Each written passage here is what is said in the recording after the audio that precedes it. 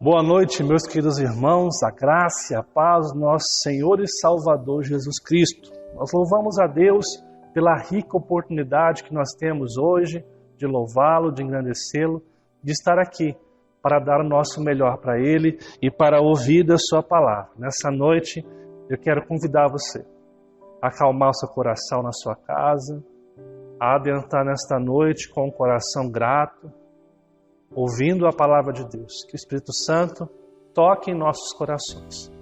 Quero convidar você a abrir sua Bíblia no Salmo 142. Salmo 142, nós vamos ver esse salmo, reconhecendo que nós precisamos do Senhor na nossa vida. Assim nos diz a palavra do nosso Deus. Ao Senhor ergo a voz e clamo. Com a minha voz suplico ao Senhor. Derramo perante Ele a minha queixa. À sua presença exponho a minha tribulação. Quando dentro de mim me esmorece o espírito, conheces a minha vereda. No caminho em que ando, me ocultam a armadilha. Olha à minha direita e vê, pois não há quem me reconheça, nenhum lugar de refúgio, ninguém que por mim se interesse. A ti clamo, Senhor, e digo, tu és o meu refúgio, o meu quinhão na terra dos viventes. Atende o meu clamor, pois me vejo muito fraco. Livra-me dos meus perseguidores, porque são mais fortes do que eu. Tira a minha alma do cárcere, para que eu dê graças ao teu nome. Os justos me rodearão, quando me fizeres esse bem. Amados irmãos, nós encontramos um salmo aqui, onde o escritor está passando por grande perigo, por grande dificuldade. E uma das coisas que ele fala, que eu acho tremendo, ele ergue a sua voz e clama, e olha só o que ele fala no verso 2, derramo perante ele a minha queixa, a sua presença exponho a minha tribulação. Nós encontramos aqui um convite, amados, a expor a nossa queixa, a clamar a Deus por restauração e diante dele, colocar a nossa tribulação, fazer conhecida a nossa luta, clamar ao Senhor por uma mudança. Talvez você esteja acessando esse culto hoje na sua casa, mas sua cabeça está preocupada com uma situação que aconteceu na sua família, no seu trabalho, que você tem que resolver segunda-feira, e talvez você esteja um pouco inquieto. Este salmo te convida a chegar diante de Deus e a colocar, a expor diante dele a sua queixa, a sua situação. Na confiança, como o salmista diz, no verso 5, tu és o meu refúgio. Na confiança que Deus é a sua segurança e o seu refúgio. Você é convidado neste momento, em primeiro lugar, a aproximar-se diante de Deus reconhecendo o seu pecado, reconhecendo que você não merece estar diante de Deus, mas pela sua graça, você se achega e pode orar a Deus para desabafar, para pedir que Ele mude a sua história. E eu quero convidar você nessa noite a fazer isso, a orar a Deus e a pedir que Ele mude a sua vida. A igreja, o pastor, não pode mudar a sua vida. Mas nós pregamos um Jesus que pode mudar a sua história e a sua vida.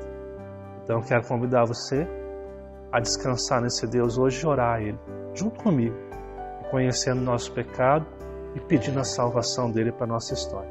Feche os teus olhos em família e vamos estar orando. Senhor Deus, muito obrigado pela rica oportunidade que nós temos de cultuar ao Senhor, mesmo que de forma remota, de forma online. Nós sabemos, ó Pai, que estamos separados fisicamente, mas Teu Espírito Santo está conosco. A palavra nos diz que o Senhor enviaria um outro Consolador e que Ele estaria conosco para sempre. Por isso eu peço em nome de Jesus, Pai, que neste momento o Senhor possa estar habitando em cada um de nós. Nós reconhecemos que somos pecadores, que somos falhos e que necessitamos do Senhor. Pedimos, ó Pai, que nos abençoe, que trabalhe em nossas vidas e que nós, ó Pai, possamos ser perdoados por Ti. Nós não somos dignos de estar diante de Ti, mas pela Tua graça nos achegamos e rogamos a transformação das nossas vidas. Nós colocamos agora a nossa família, nosso casamento, nossos filhos, trabalho, amigos, as emoções diante do Senhor, na confiança de que o Senhor está conosco para nos abençoar e para tratar com os nossos corações. Nos abençoe, Pai, nesta noite de culto, para que nós possamos vivenciar a transformação que vem por meio da Tua palavra, tocando em nossos corações. Se conosco e nos abençoe, em nome de Jesus Cristo. Amém e amém.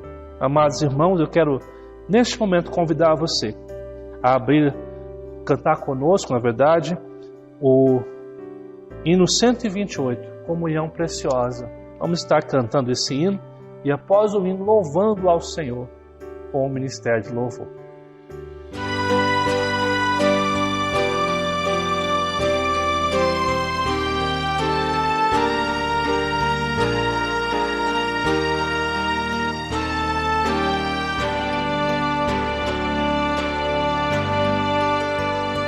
Preciosas são as horas na presença de Jesus, comunhão deliciosa da minha alma com a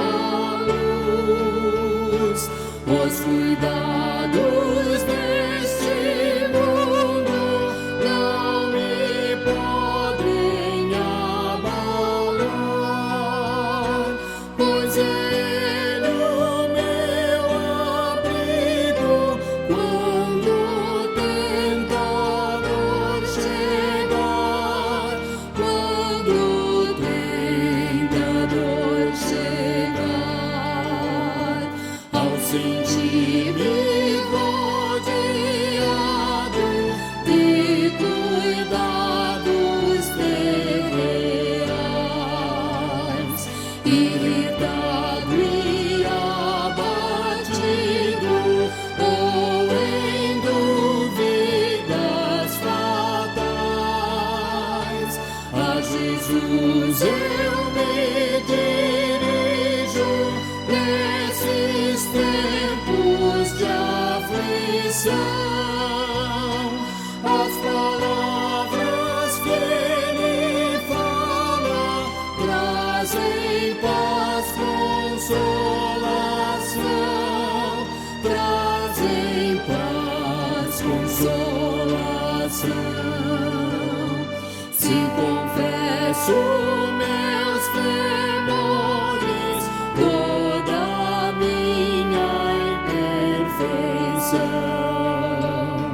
Ele escuta com paciência essa triste confissão,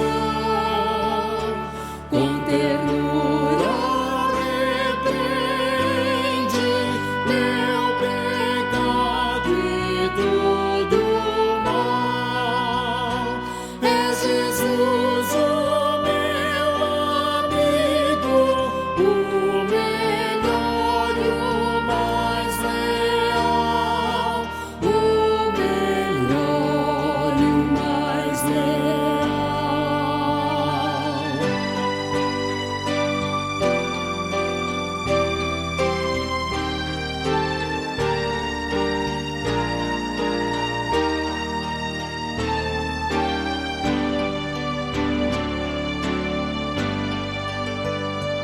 Si queréis saber cuán doce a divina comunhão, podereis muito bem prová-la e tereis compensação. Procurai estar sozinhos em conversa com Jesus. Provareis na vossa vida o poder que vem da cruz, o poder que vem da cruz.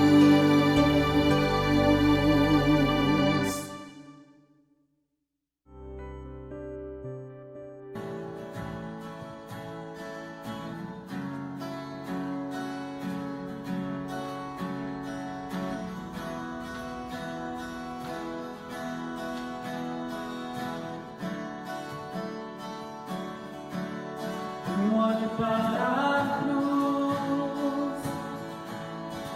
a cruz eu vou, se eu sofrer participar, a sua obra vou cantar, meu Salvador, na cruz mostrou o amor do Pai, o justo Deus.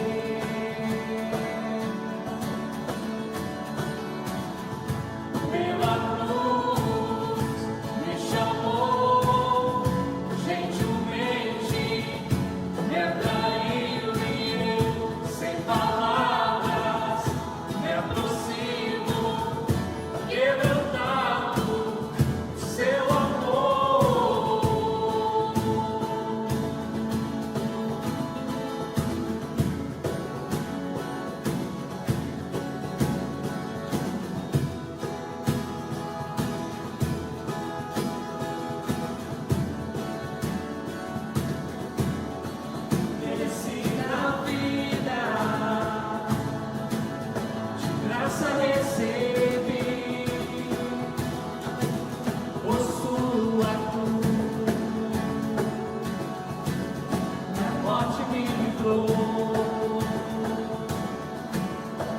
trouxe minha vida, eu estava condenado, mas agora pela cruz eu fui reconciliado.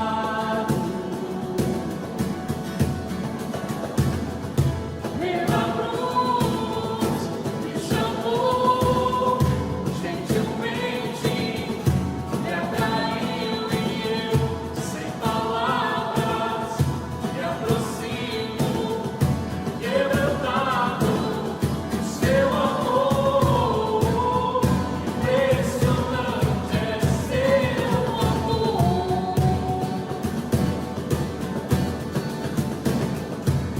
E me redimiu e me mostrou quanto é fiel.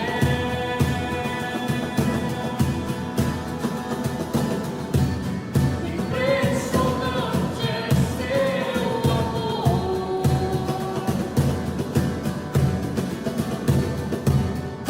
Me redimiu e me mostrou quanto é fiel.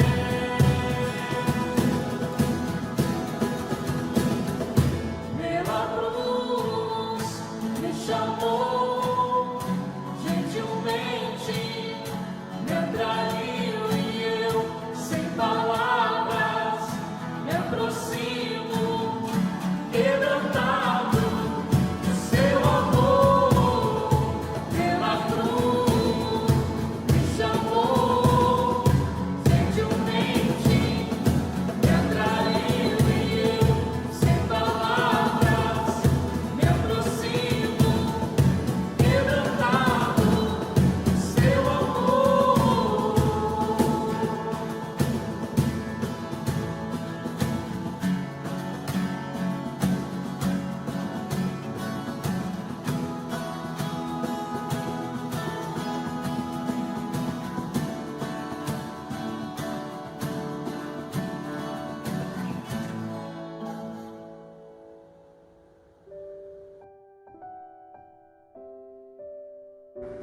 Amados irmãos, vamos estar passando agora para um momento de intercessão. Como nós temos dito constantemente aqui, nós estamos sempre orando na crença de que a oração é um gesto de amor. Orar pelo outro, interceder pelo outro, clamar pela vida do outro. Neste momento eu quero lembrar aqui, para que nós possamos estar orando pela nossa igreja, pelos irmãos que frequentam esta igreja, para que Deus nos dê sabedoria, para que a gente possa, na sua vontade, no seu querer, retomar os cursos presenciais também, orar pelos nossos missionários e também por aqueles que se encontram enfermos. Quero convidar você a realmente participar deste momento de oração, colocando os seus filhos também diante de Deus, da sua família, pessoas que você tem orado para que se entreguem a Jesus. Vamos colocá-los neste momento diante de Deus. Eu vou estar aqui orando e você na sua casa. Vamos estar buscando ao nosso Deus. Senhor Jesus, nós te louvamos e mais uma vez entramos na sua presença em oração, por este meio de graça que o Senhor nos concede para clamar ao Senhor e para buscar ao Senhor. Neste momento eu quero interceder pela Igreja Presbiteriana de Cruzeiro. Quero pedir ao Pai que o Senhor visite cada membro, cada família desta igreja, que o Senhor possa transformá-los conforme a sua vontade, reavivar a fé, transformar a sua vida completamente. Pedimos ao Pai sobre a liderança que o Senhor conceda a estes homens sabedoria para lidar com cada momento que nós temos enfrentado nesses dias. Pedimos ao Pai que o Senhor nos ajude a ter sabedoria para como lidar na retomada dos cultos. Que o Senhor nos ajude, Pai, não fazer porque todos estão fazendo, mas realmente ter uma direção clara da sua vontade para a nossa vida como igreja. Nos abençoe. Traga pessoas novas, pessoas que vão se entregar completamente a Ti, e abençoe esse trabalho, Pai, nos dando a condição de comprar um terreno, de construir a igreja, por um milagre do Senhor. Oramos também pelos nossos missionários, colocamos aqui a vida do Biro e da Patrícia, do Fábio, da Stephanie, do André Guess, da sua esposa. Pedimos ao Pai que o Senhor nos abençoe, assim como tantos outros missionários, ó Pai.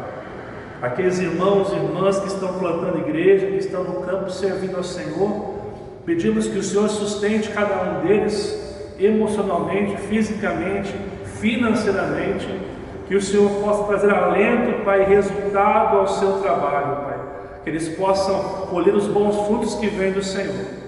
Oramos também neste momento por aqueles que se encontram enfermos, ó Pai amado, que o Senhor possa visitar e, segundo a sua vontade, o seu querer, que opere em nós, trazer a cura, trazer a restauração da alma, trazer a restauração de famílias, de relações, trazendo a sua bênção, Pai, que é boa, perfeita e agradável, mas acima de tudo, que nós possamos vivenciar uma relação profunda contigo.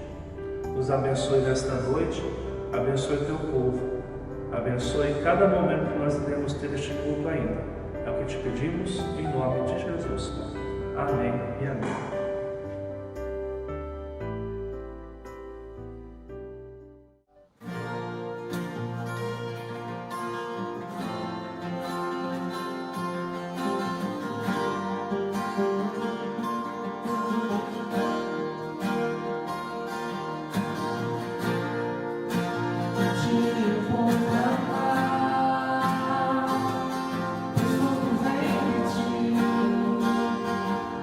Está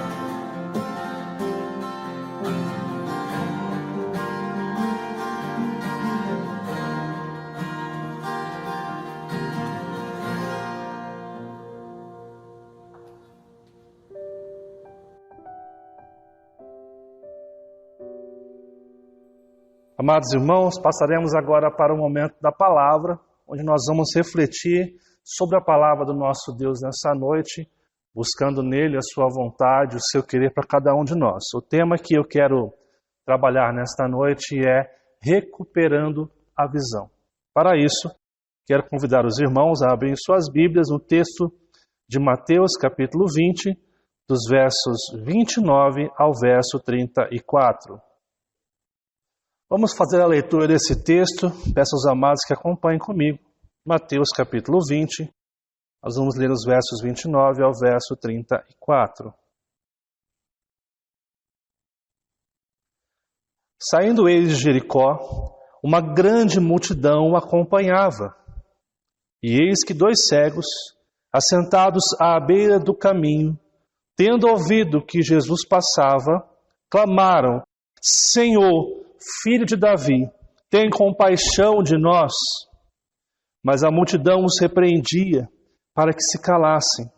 Eles, porém, gritavam cada vez mais: Senhor, Filho de Davi, tem misericórdia de nós. Então, parando Jesus, chamou-os e perguntou: Que quereis que eu vos faça? Responderam: Senhor, que se nos abram os olhos.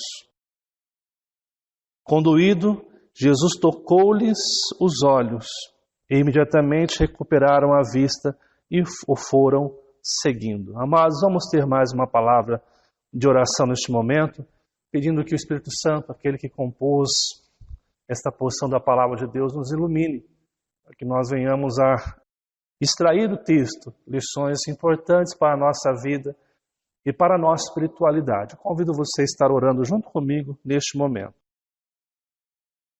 Amado e bondoso Deus, nós te louvamos por esta noite de culto. Nós te agradecemos pelo que o Senhor tem feito em nossa igreja, na vida de cada irmão. E neste momento, eu quero pedir ao Senhor que traga a sua bênção e a sua iluminação por meio do Espírito Santo. Que nós possamos ser iluminados por Ti nesta noite, para ouvir a Tua palavra, e que esta palavra adentre aos nossos corações, e que nós sejamos transformados, ó Pai, pela aplicação da Tua palavra em nossas vidas. Nós pedimos ao Senhor que nos abençoe e que derrame sobre nós a Tua bênção. É o que pedimos em nome de Jesus Cristo, Pai. Amém. Amém. Amados irmãos, nós estamos diante de um texto da palavra de Deus, onde o evangelista Mateus, ele declara a cura de 2 cegos. Um milagre que o Senhor faz de forma extraordinária e que tem muito a nos ensinar. Todavia, esse texto, amados irmãos, é um texto que traz algumas dificuldades. Alguns, olhando para esse texto, dizem até mesmo que não é verídico. Alguns questionam até mesmo a validade da palavra de Deus por causa desse texto. Por quê? Você vai encontrar o mesmo relato desse texto descrito também no Evangelho de Marcos e no Evangelho de Lucas.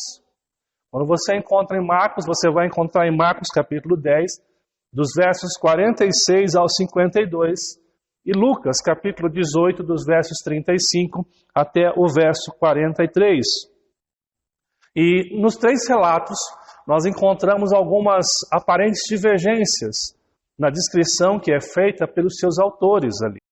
Por exemplo, a primeira dificuldade que nós encontramos nesse texto, amados, é a quantidade de cegos. Mateus descreve que haviam 2 cegos que foram curados pelo Jesus. Quando você lê Marcos, ele vai dizer que havia apenas um cego e dá o nome a esse cego de Bartimeu. Quando você lê o Evangelho de Lucas, você vai encontrar a cura apenas de um cego. E aqui, alguns historiadores, comentaristas, eles vão trazer a seguinte solução para essa questão que nós encontramos aqui, para essa dificuldade. Segundo comentaristas historiadores, Marcos ele vai escrever o seu relato a partir dos relatos do apóstolo Pedro para ele. Nós sabemos que o Evangelho de Marcos ele é composto por João Marcos, certo? E ele então ali ele vai ouvir de Pedro. E é muito provável que Pedro vai apenas falar de um desses cegos, ou contar a história apenas de um.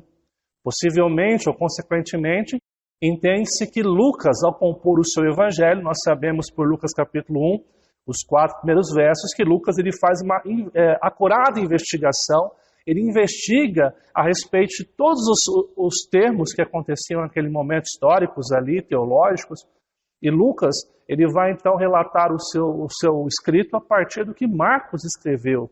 É muito provável que Lucas tenha tido acesso ao que Marcos escreve.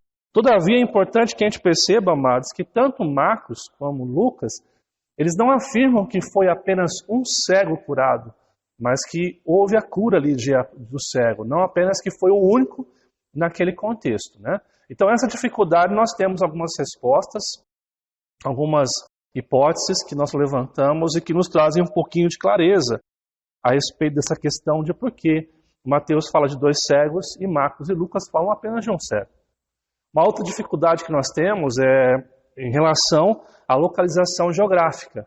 Quando você leu no Evangelho de Mateus e Marcos, o texto fala que essa cura acontece na saída de Jericó. Quando você vê Lucas, fala que aproximando-se ou chegando. Então, um descreve na saída acontecendo um milagre, 2 no caso, Mateus e Marcos, e Lucas escreve enquanto ele estava chegando em Jericó. E isso é importante que a gente compreenda um pouquinho do que está por trás aqui, amados, que para compreender isso é necessário que nós entendamos também um pouco da geografia que está acontecendo naquele momento histórico ali. Quando nós falamos de Jericó, o que vem à sua mente, você que está na sua casa? Primeira coisa que nos vem, nós que lemos a palavra de Deus, nós vamos lembrar do quê? De Josué, das muralhas de Jericó, de Raabe, que protegeu os espias depois da queda dos muros de Jericó.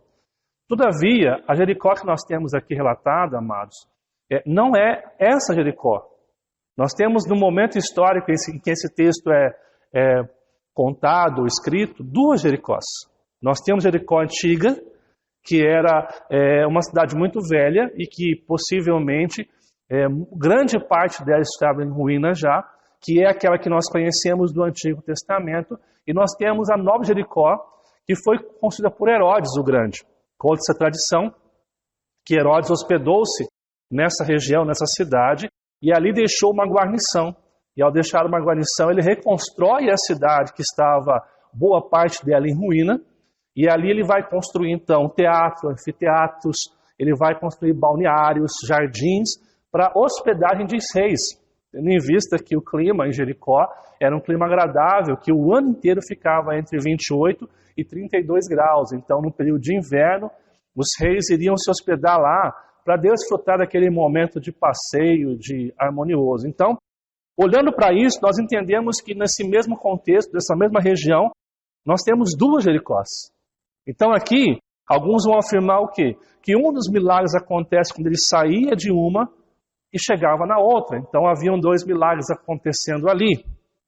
Outros vão afirmar que um foi curado enquanto ele entrava numa cidade e enquanto saía da mesma cidade. Ainda outros vão afirmar que Jesus passou por Jericó e na sua saída ele vai se encontrar então com Zaqueu, porque Lucas capítulo 19 vai falar de Zaqueu, da história de Zaqueu. E ao voltar para casa de Zaqueu, para passar aquela noite, ele então opera esse milagre. Amados, são algumas hipóteses que nós levantamos, segundo a história dos relatos bíblicos, segundo comentaristas que nós lemos, mas é importante que a gente trate esse texto da seguinte maneira. Nós precisamos ter a clareza e a honestidade que talvez as possíveis soluções que nós colocamos aqui dos textos ainda sejam passíveis de alguns problemas historicamente. Todavia, nós cremos perfeitamente como cristãos que toda a palavra de Deus é inspirada, que toda ela é escrita pelo Espírito Santo, inspirando homens, inspirando escritores a comporem a palavra de Deus num período de mais ou menos 1500 a 1600 anos, onde ele vai trabalhar no coração dos autores para que eles possam trazer a mim e a você aquilo que é necessário para conhecer de Deus. Todavia, com certeza, esse texto, ele vai ter um motivo por que isso acontece, porque Mateus fala de 2, porque Marcos fala de 1, e porque de Lucas também falar apenas de 1. Todavia, nós somos honestos em entender que nós não temos uma explicação hoje concreta para isso, mas sabemos que isso não desfaz do texto bíblico, isso, pelo contrário, apenas nos leva a confiar mais que em todas as coisas a palavra de Deus é fiel. E por isso, amados irmãos, eu gostaria de convidar você hoje a olhar para esse texto do relato de Mateus que nós escolhemos, optamos aqui por utilizar nessa reflexão nesta noite, não olhando para essas dúvidas que há respostas, mas há questionamentos, mas olhando aquilo que o texto nos ensina. Aliás, é importante dizer aqui que eu tenho uma compreensão de que quando Jesus contava as suas parábolas, ou quando principalmente operava milagres, o grande foco não estava no milagre operado, mas na pedagogia do ensino de Jesus por trás do milagre.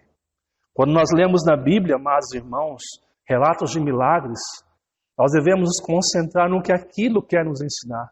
Porque esses milagres, no seu tempo e no seu momento com Jesus, foram importantes para que as pessoas pudessem compreender Jesus como Messias. Aliás, nós estamos diante de um texto que fala do Messias, né? Qual é a declaração que esses cegos dizem? Senhor, filho de Davi. Estão falando que Jesus era o Salvador, o Messias. Então esse texto, eu quero convidar você nessa noite a perceber aquilo que está por trás. E é interessante que quando você lê os relatos paralelos de Marcos e Lucas, eles vão trazer um detalhe que Mateus não traz. Que antes mesmo dessa cura ocorrer, Jesus disse, a sua fé te salvou. Mostrando que o mais importante daquele texto, desse texto que nós estamos lendo, não é só a cura física, mas é a salvação da alma deste que é alcançado pelo Senhor Jesus. Assim, amados, eu quero convidar você nessa noite a olhar o ensino mais profundo que nós encontramos aqui. E hoje, nesta reflexão, eu quero tomar por analogia a cura desses dois cegos que nós vamos optar. Por optar aqui, amados, pelo Evangelho de Mateus, essa exposição aqui hoje, eu vou citar várias vezes os dois cegos, tá? Mas compreendemos todo o contexto, as nuances que existem ao longo dos três evangelhos, Mateus, Marcos e Lucas. Eu quero convidar você então nessa noite a entrar aqui comigo nesse texto de forma muito, com o coração aberto, pedindo que o Espírito Santo traga clareza à sua vida daquilo que Deus quer nos ensinar nessa noite. Nós encontramos aqui, amados, dois cegos que haviam perdido a visão e desejavam voltar a ver. Quando nós lemos no verso 33, o original grego, ele vai dizer que a expressão ali é que eles voltassem a ver. Isso conclui que esses cegos não eram cegos de nascença. Eles não haviam nascido nessa situação, mas ao longo das suas vidas adquiriram essa enfermidade, esse mal em seus olhos. Nós vemos pelo contexto também que a própria região que nós temos ali, historicamente, a região de Jericó, era uma região que produzia muito bálsamo.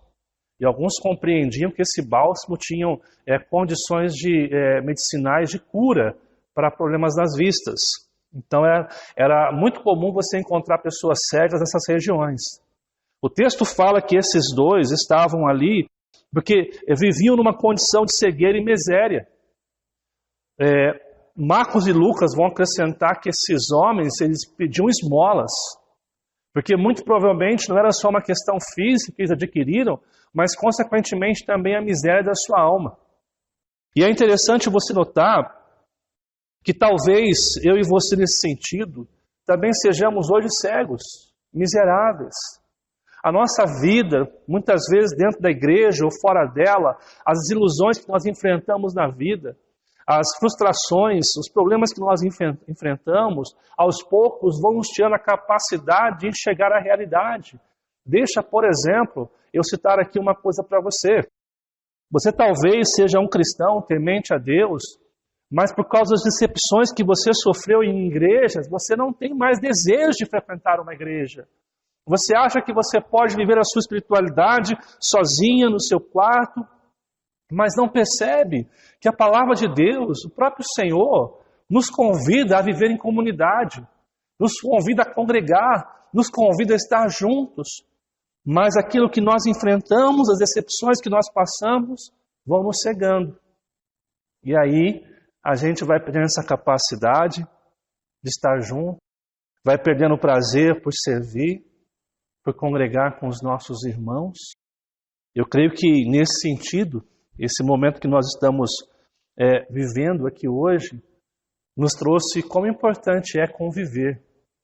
Porque agora isolados, alguns tendo que ainda assistir os seus cultos em casa, talvez sintam falta do contato. Eu conversava com alguns irmãos algumas semanas atrás, né? Eles falavam quão rico tem sido esse momento em que tem acesso a muitos pastores, a muitos líderes, mas relatavam que isso não era tudo, porque sentiam a falta de estar juntos. Perceba que em alguns momentos nós vamos nos tornando cegos e a nossa espiritualidade começa a espiritualidade miserável, porque não é mais uma espiritualidade que nos traz desejo, amor, alegria. Deixa eu perguntar uma coisa para você, muito honesta, muito sincera nessa noite. A sua relação com Deus, a sua vida cristã, tem sido motivo de grande alegria para você? Você pode dizer como salmista, alegrei-me quando me disseram, vamos à casa do Senhor. A alegria mesmo em servir, a alegria em orar, em ler a palavra. Talvez isso não esteja acontecendo com você. E talvez seja um sinal, um alerta de uma cegueira que nós estamos vivendo, ou de uma miséria espiritual na nossa espiritualidade. Interessante você notar que nós afirmamos que amamos a Deus, mas perdemos aquele queimado coração. Frequentamos igrejas, mas perdemos o primeiro amor. Vivemos em altos e baixos que nem mesmo sabemos explicar. A gente vive circunstância em que a gente talvez esteja muito parecido com esses dois cegos, onde nós não conseguimos enxergar, onde nós não conseguimos ver, onde a nossa espiritualidade está se tornando uma espiritualidade mecânica, sem vida, sem graça e sem alegria. E é interessante você notar que pela graça de Deus nós temos uma boa notícia. A notícia que Deus quer nos fazer enxergar novamente. Que Deus quer restaurar a minha e a sua visão. Para que nós possamos entender claramente o que Jesus fez naquela cruz por mim e por você. Para que nós tenhamos a capacidade, amados irmãos, de olhar além daquilo que nós estamos vivendo hoje. É isso que eu quero trabalhar com você. É sobre isso que esse texto de Mateus capítulo 20 nos desafia. A que eu e você possamos novamente ver. A que eu e você possamos novamente recuperar a nossa visão. A nossa espiritualidade que de fato nos faz viver intensamente para o Salvador das nossas vidas. Não uma espiritualidade mecânica, não uma relação com Deus frágil.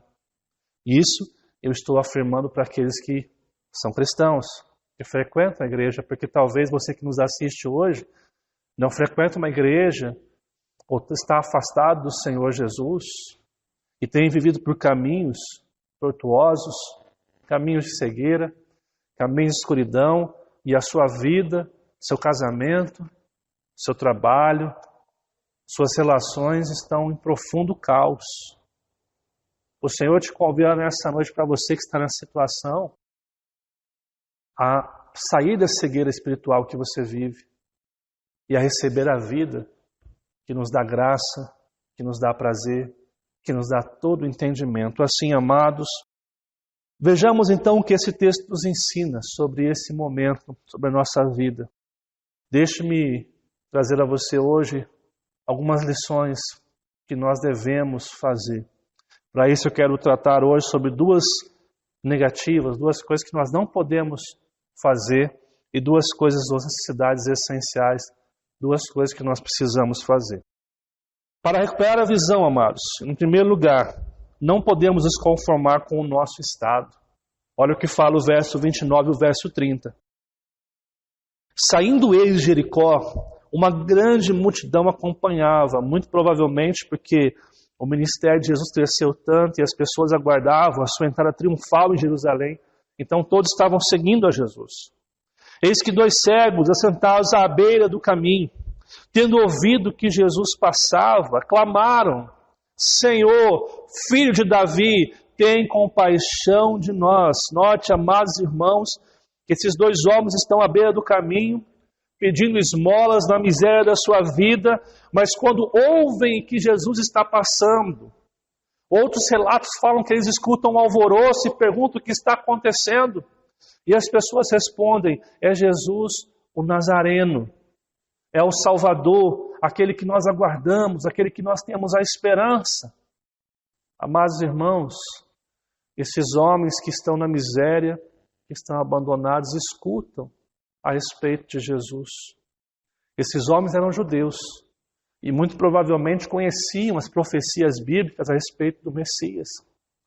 E ao saber que Jesus está passando ali, eles têm então um desejo que as suas vidas mudem. Primeira coisa que nós precisamos fazer para voltar a ter visão é desejar sair da zona que nós estamos. Não adianta nós reclamarmos da nossa situação, da nossa espiritualidade, da nossa igreja, dos nossos amigos, se a gente não tem o desejo de mudar essa situação. Se nós queremos mudança, nós não podemos conformar com o nosso estado. Seria esse o nosso desejo hoje? Estamos vendo que nossa maneira de viver a vida e a fé cristã não tem sido uma real alegria. Será que eu e você tem um desejo de mudança hoje?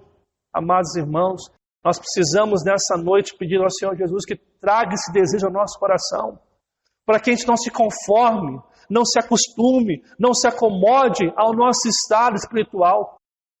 Nós sabemos que temos que tomar uma reação, mas nós não queremos tomar essa reação. Por isso precisamos, amados irmãos, em primeiro lugar, não nos conformarmos com o nosso estado. Esses homens que estão à beira do caminho, cegos, miseráveis, eles não se conformam com o estado. E ali então, eles clamam pelo Salvador. Eles falam: Senhor, filho de Davi, tem compaixão de nós. E aqui nós encontramos três coisas muito claras. Primeiro, eles reconhecem que esse homem é Senhor. Eles reconhecem que Jesus é o Senhor das suas vidas. Ele fala filho de Davi, que é uma expressão aqui que Mateus usa para lembrar que Jesus é o Messias prometido. Nós não sabemos se eles tinham inteira clareza do que estavam falando, mas sabemos que eles tinham a certeza que o estado que eles estavam precisava ser mudado. E o pedido que eles fazem é o quê? Tem compaixão de nós. Ou seja, olha para a nossa miséria, olha para o nosso estado e muda as nossas vidas. Primeira coisa que nós precisamos fazer se queremos ter a nossa vista recuperada, nós precisamos pedir ao Senhor que mude a nossa vida. Não se conformar com o estado que nós estamos. Não se conforme com o estado, com a vida que você tem levado, meu amigo e minha amiga.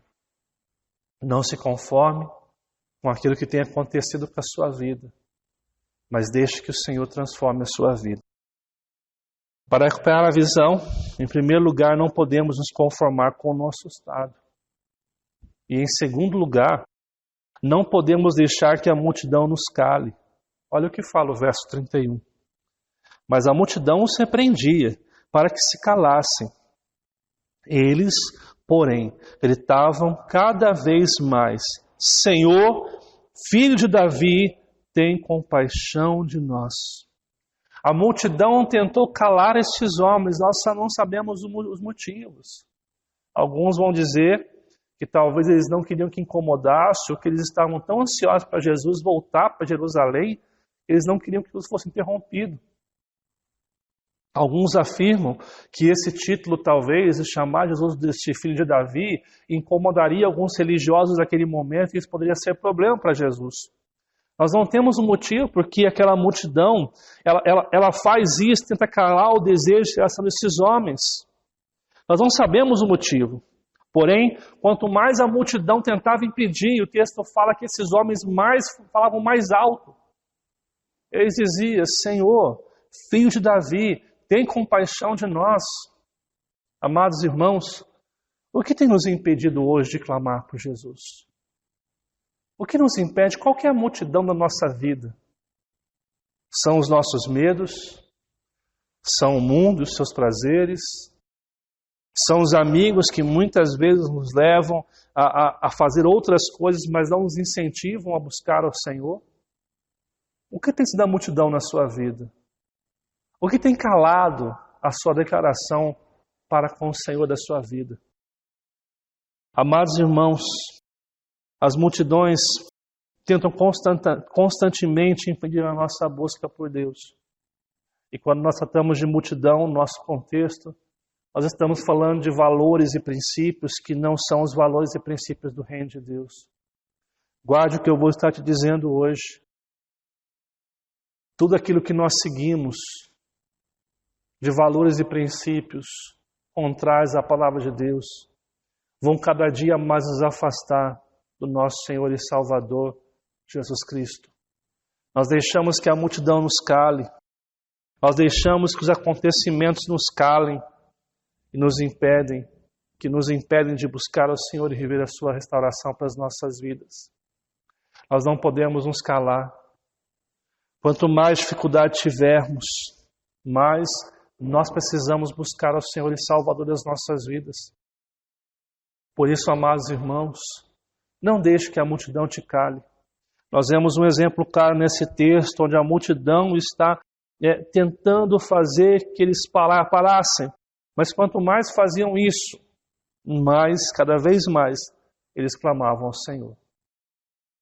Que eu e você nessa noite possa ser como esses homens, não ser calado pela multidão, mas viver aquilo que Deus espera de mim e de você.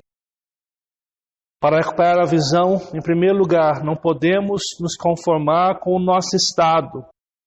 Em segundo lugar, não podemos deixar que a multidão nos cale.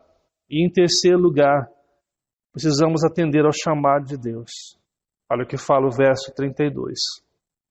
Então, parando Jesus, chamou-os e perguntou: que quereis que eu vos faça?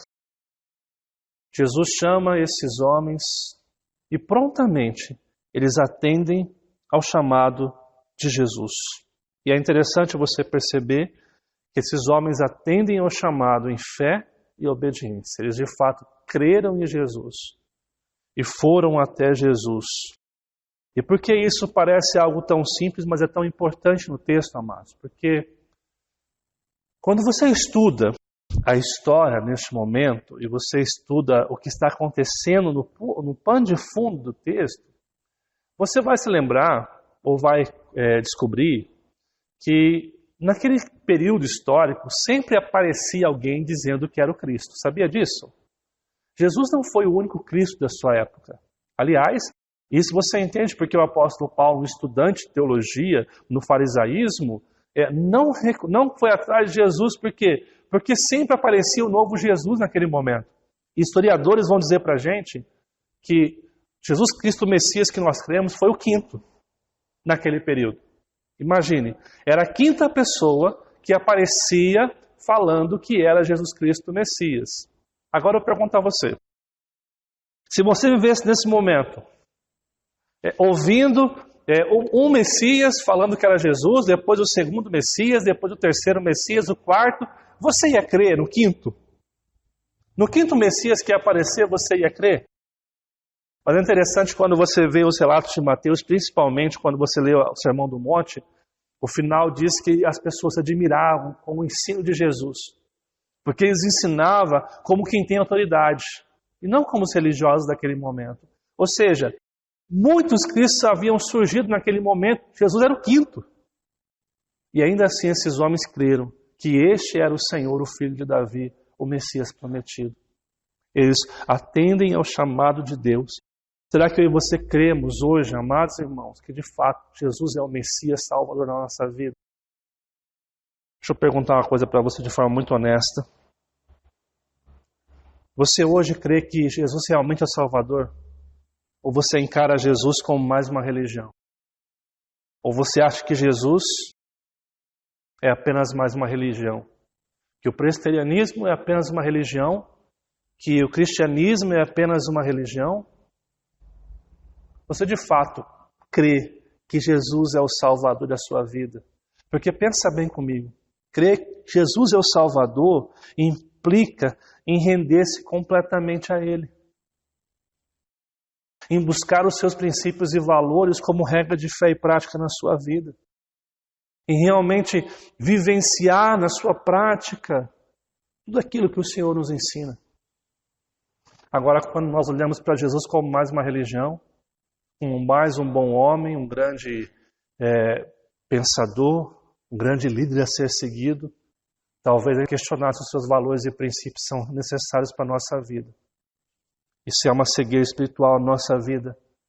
Se nós queremos recuperar a visão, nós precisamos atender ao chamado de Jesus, crer que Ele é o Messias, crer que de fato Ele é o Salvador das nossas vidas e viver a nossa fé de forma muito intensa, de forma muito honesta, de forma muito sincera e íntegra. Em primeiro lugar, para recuperar a visão, não podemos nos conformar com o nosso estado. Em segundo lugar, não podemos deixar que a multidão nos cale. Em terceiro lugar, precisamos atender ao chamado de Deus e crer que Ele é o Salvador, que Ele é a única esperança, é o único caminho, a única verdade, a única vida que nós podemos ter. E nesse sentido, os seus princípios e valores não são opcionais. Os seus princípios e valores são aquilo que vão transformar a nossa realidade, que vão nos fazer bem-aventurados. Amados irmãos, em quarto lugar, precisamos pedir visão. Olha o que fala o verso 33. Responderam, Senhor, que se nos abram os olhos, né? No original aqui, essa expressão que nos abram os olhos significa recuperar a vista. Em que sentido? Ver de novo ou ver outra vez. Mostra que, como eu disse no começo, um dia esses homens já enxergaram, mas estavam agora impedidos de ver. E, amados irmãos, não seria exatamente isso que aconteceu em Gênesis capítulo 3, onde onde os nossos primeiros pais tinham a capacidade de ver a verdade, entender a criação, mas depois do pecado, nós nos tornamos cegos. Romanos capítulo 3 fala que não há quem entenda a Deus, não há quem busque a Deus, todos se extraviaram. Nós, sem Deus, estamos perdidos. Enquanto nós arraigarmos a nossa fé numa igreja, numa religião, nós estamos perdidos. Cristo é muito mais que uma religião. Então, diante de Cristo, nossa oração tem que ser, Senhor, que nós possamos ver novamente. A tua oração todos os dias, o seu pedido a Deus tem que ser, Deus, abra os meus olhos para que eu possa ver a verdade da tua palavra. Abra os meus olhos para que eu possa enxergar além do que eu estou vendo. Muda a minha maneira de enxergar as coisas, os meus paradigmas, a minha cosmovisão. Muda a minha maneira de ver as coisas. Talvez, amados, a maneira que você vê as coisas hoje e interpreta a vida seja uma visão equivocada. Talvez a sua visão de família, casamento, de igreja, de trabalho, seja uma visão equivocada, que não é bíblica. Talvez você precise hoje pedir que Deus ajude você para restaurar a sua vida, para abrir a sua vista, para que você possa ver com clareza a vontade de Deus para o seu casamento, para a sua família, para o seu trabalho, para a sua faculdade. Talvez você está frustrado com a sua vida, com aquilo que você tomou algumas decisões e você se sente tão desanimado que você não tem condição de reagir. Peça ao Senhor hoje, peça a Deus hoje, que mude a sua vida, que Ele faça você novamente ver a verdadeira realidade, a verdadeira vida. Amados irmãos, precisamos pedir ao Senhor que restaure nossa capacidade de ver a vida como ela realmente é. Essa deve ser a nossa oração. Entender aquilo que Deus tem de cada um de nós. Para recuperar a visão, amados, em primeiro lugar, não podemos nos conformar com o nosso estado. Não pode nos conformar com o que está acontecendo na nossa vida. Em segundo lugar, não podemos deixar que a multidão nos cale. Nós não podemos ser levados pelos modismos, pelas culturas que não agradam a Deus. Em terceiro lugar, precisamos atender ao chamado de Deus, acreditar que Ele realmente é a solução para as nossas vidas. Acreditar que Ele de fato é o Salvador e não somente um bom homem, não somente um profeta, um grande líder que entrou na história, mas que Ele é o Salvador das nossas vidas. Em quarto lugar, precisamos pedir visão, que Ele abra os nossos olhos para enxergar a realidade. Mas em quinto e último lugar, precisamos seguir a Jesus. Olha o que fala o verso 34. Condoído, Jesus tocou-lhes os olhos e imediatamente recuperaram a vista e o foram seguindo. Aqui, amados, nós encontramos um dos passos mais fundamentais da fé. Acompanhe a lógica. Esses homens pedem ao Senhor, nós queremos ver. Nós queremos voltar a ver novamente. O texto fala que Jesus se assemelha a eles, que Jesus sente por eles, condoído. E o texto fala que Jesus toca os olhos. E aqui talvez seja uma expressão que nós devemos pensar um pouco mais. Porque é a santidade de Deus tocando na miséria humana. É exatamente o que acontece na salvação pela graça. Nós, em nossa miséria, não merecíamos ser salvos, mas a grandeza de Deus, soberania de Deus, ela nos alcança pela graça. Como resultado dessa graça, eles são curados. Quando a graça de Deus toca naqueles homens, eles são curados. Detalhe, imediatamente recuperaram a vista. Naquela mesma hora, eles são curados da sua cegueira, da sua miséria. Mas é o final do texto que nos desafia constantemente. O texto fala, e o foram seguindo. Esses homens não somente receberam a salvação e o milagre físico. Eles seguiram a Jesus. Nós encontramos no relato bíblico, amados, uma história que Jesus curou 10 leprosos. 10 leprosos. Mas a Bíblia nos conta que apenas um deles voltou para agradecer a Deus. Os outros 9 receberam os seus milagres e não voltaram a agradecer ao Senhor. Por quê? Porque talvez mesmo com a cura física, mesmo com a bênção da cura física, esses 9 ainda continuavam cegos para a realidade. E às vezes nós estamos já chegando até Deus, não para seguir Ele, não para viver os seus princípios e valores, mas para pedir que Ele faça algum milagre, alguma coisa que nós queremos na nossa vida. E é por isso que a gente se desanima, e é por isso que a nossa fé é uma fé muitas vezes de lá embaixo, aqui em cima. A gente vive inconstante, porque talvez a relação que nós temos com Jesus é apenas utilitarista. Nós queremos que Deus nos abençoe, que Deus nos salve, não porque a gente quer ter uma relação com Ele, mas porque a gente tem medo de ir para o inferno.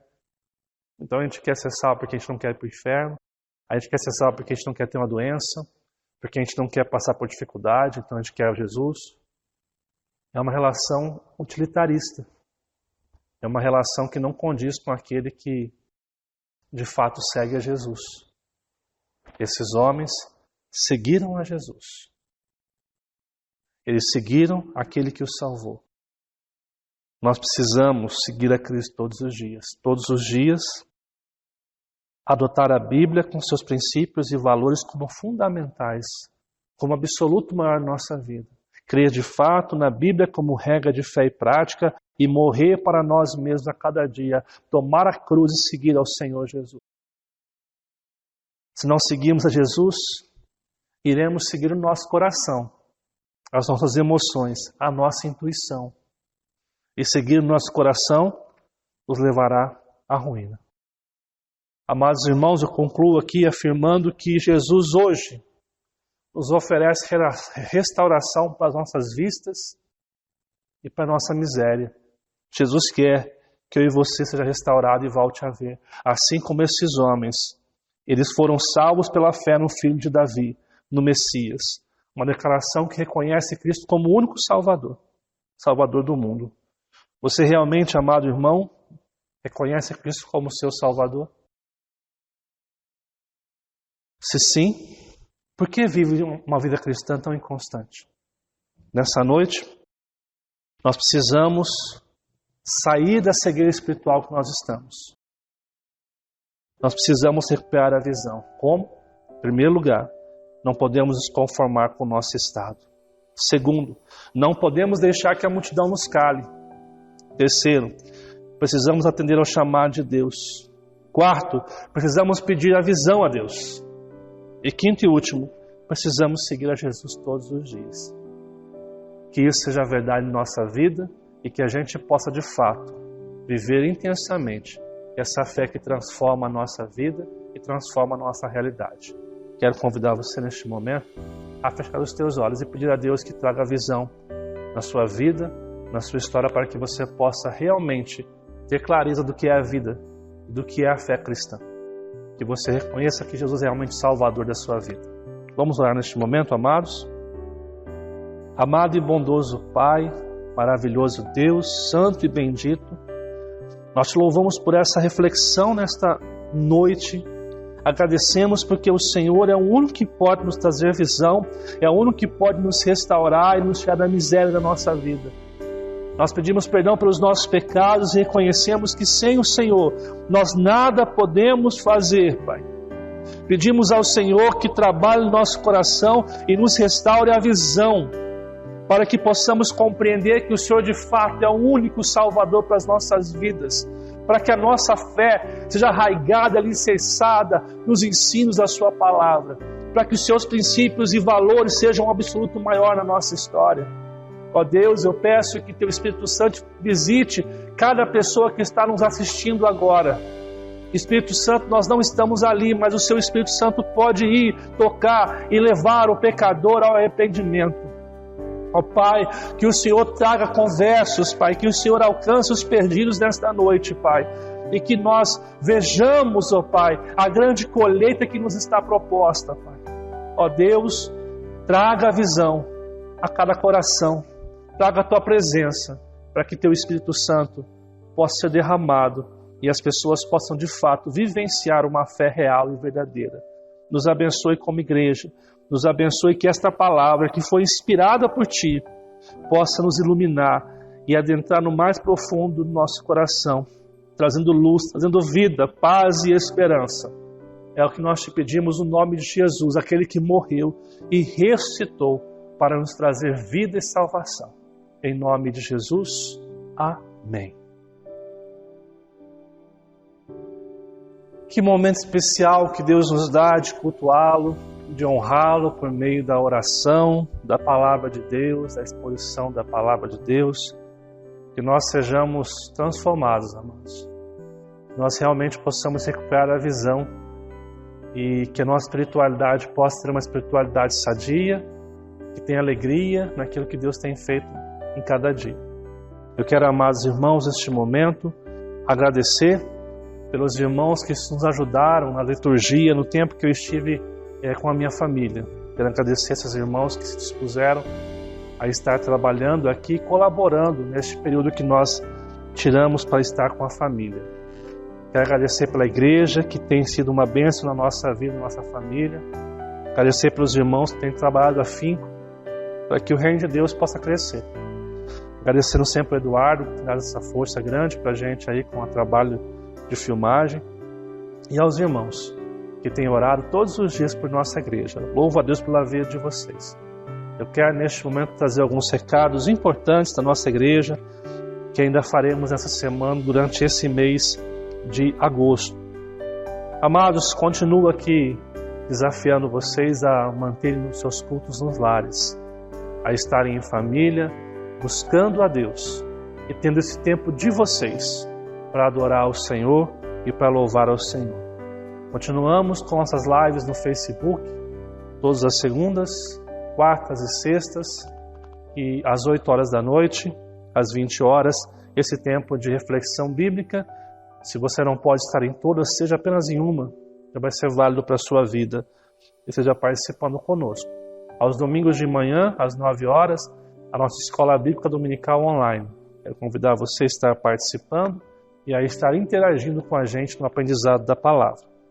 Após este culto, você pode acessar também o link do Momento Kids, um trabalho infantil, para que você possa trazer para o seu filho e para os amigos seus que têm filhos menores. Assim, nós estamos sempre buscando, como igreja, oferecer o melhor para vocês, um trabalho que seja bíblico e relevante para a vida de todos. Nós queremos também agradecer por aqueles irmãos que estão sendo fiéis nos dízimos, nas ofertas, e rogar ao Senhor que possa continuar derramando a sua bênção sobre o seu trabalho, sobre os recursos que vêm ao seu lar. Quero pedir a você que você entregue o seu dízimo e oferta, deposite na conta que está aparecendo aqui embaixo, nesse ato de amor, nesse ato de gratidão. E não se esqueça também de, após enviar o seu dízimo e oferta, também enviar o comprovante na nossa tesouraria. Isso são coisas necessárias para a nossa vida como igreja. Que o Senhor possa estar abençoando. Eu louvo a Deus porque Deus tem feito grandes coisas na nossa história como igreja. Deus tem levantado pessoas ao longo desse tempo que nós estamos aqui e tem ajudado. Irmãos, eu confesso a vocês que começar uma igreja não é um trabalho fácil, é um trabalho árduo. Mas eu fico feliz quando pessoas se dispõem a ajudar, quando pessoas assumem realmente as responsabilidades e nós podemos contar sempre com essas pessoas. Eu louvo a Deus por isso. Eu louvo a Deus porque isso não é uma ação do pastor, mas é uma ação do Espírito Santo na vida de cada crente, levando eles a realmente viverem o que Deus quer nas suas vidas. Por isso eu louvo a Deus nesta noite. Eu quero orar, encerrando esse culto, agradecendo a Deus pela sua vida, agradecendo a Deus por tudo aquilo que Ele tem feito na nossa história, que Ele tem feito na nossa vida. Vamos orar e estar encerrando o culto nesta noite. Amado e bondoso Deus, nós te louvamos porque o Senhor se faz presente durante todo este tempo para nos abençoar, para nos confrontar e que, mais uma vez, o Senhor possa nos iluminar para que haja transformação, Pai. Que a palavra pregada possa adentrar os nossos corações e fazer morada, nos levando a viver com responsabilidade a fé cristã. Que nós sejamos fiéis a Ti, a palavra, e não ao nosso coração, às nossas emoções. Pedimos ao Senhor que nos transforme segundo a Tua riqueza e glória. Abençoe a nova semana que iremos iniciar agora, que o Senhor possa, em nome de Jesus, estar cuidando de nossas vidas, nosso trabalho, nossa família. Que o Senhor esteja conosco, Pai, falando e abençoando. Que possamos passar essa nova semana debaixo do Teu querer, compreendendo o que é a vida, o que é o serviço ao Senhor. Abençoe o Teu povo, Pai, com toda a sorte de bênçãos. Cuida do Seu povo, debaixo da Sua presença, com Tuas asas de cuidado e amor. Cuida de nós, é o que nós te pedimos em nome do Senhor Jesus Cristo.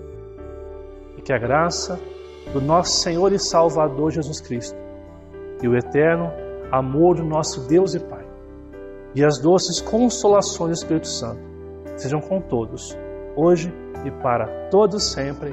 Amém. Que o Senhor te abençoe nessa nova semana.